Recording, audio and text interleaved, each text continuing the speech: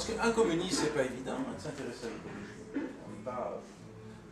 On n'est pas a priori considéré comme étant des adeptes de l'écologie. J'ai voulu expliquer tout simplement ma prise de conscience. J'ai pris conscience d'une interpénétration très forte, d'une interaction extrêmement forte. Et qu'il n'y avait pas d'un côté l'homme, de l'autre côté la nature, mais qu'il y avait l'homme et la nature qui faisaient un tout.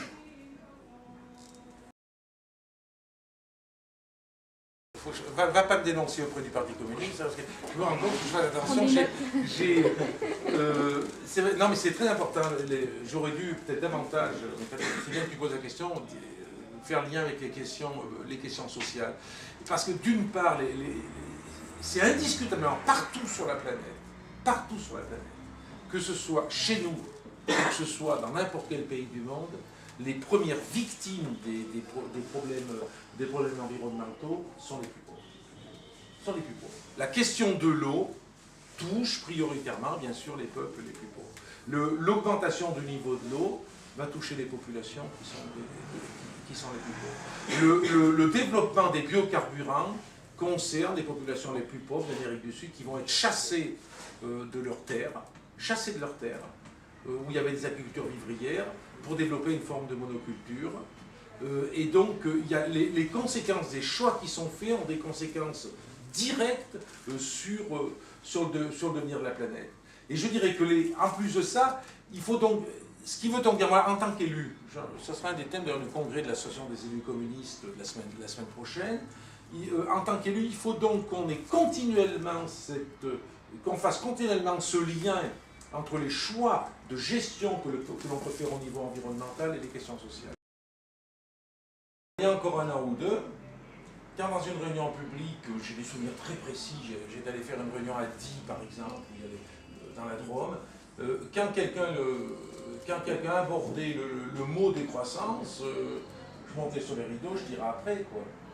Parce que c'était...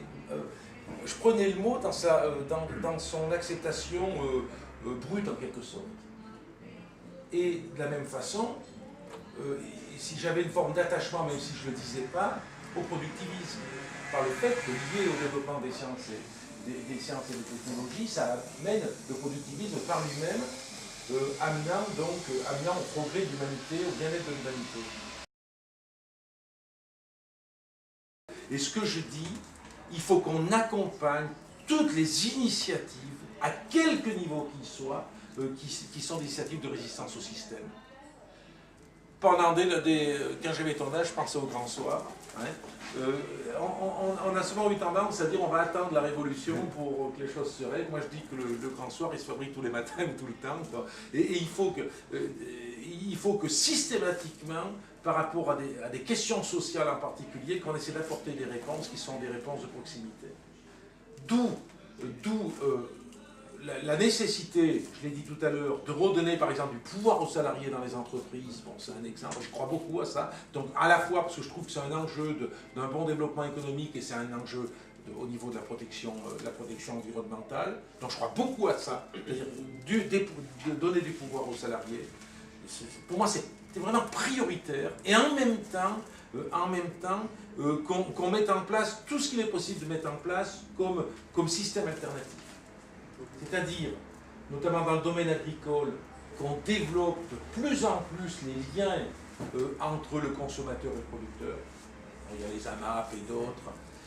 Que dans le domaine de la production économique, sans pour autant mettre en cause les PME qui ont un rôle déterminant, qu'on développe, quand on le peut, des systèmes du type coopérative ouvrière, qu'on soit beaucoup plus offensif par rapport à ça, qu'on développe tous les réseaux qui sont les réseaux de proximité, on le voit au niveau social, il y a beaucoup de choses qui se font dans notre pays. On évalue à peu près 2 millions de personnes aujourd'hui déjà dans notre pays comme ça.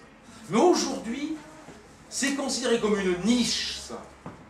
Et à la limite, c'est presque des niches qui profitent au système. Parce que le système, en fait, considère qu'il y a ces niches-là, et qu'à en dehors de ces niches, on peut faire ce qu'on veut. Et on développe un capitalisme sauvage. Donc il y a un enjeu qui est extrêmement important de passer de cette approche qui est une approche de niche à une approche beaucoup plus globale.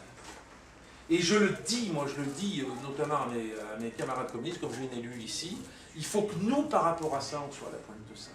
qu'on soit à la pointe par rapport au fait que l'appropriation de la politique par les citoyens, il faut vraiment qu'on le fasse, il faut que ça soit vraiment quelque chose de permanent chez nous, et qu'on soit à la pointe pour accompagner le développement de réseaux qui soient des réseaux qui soient alternatifs par rapport au système. Ce qui ne veut pas dire, bien sûr, qu'on ne pose pas les questions de beaucoup plus importantes, de remise en cause du système à un niveau beaucoup plus élevé.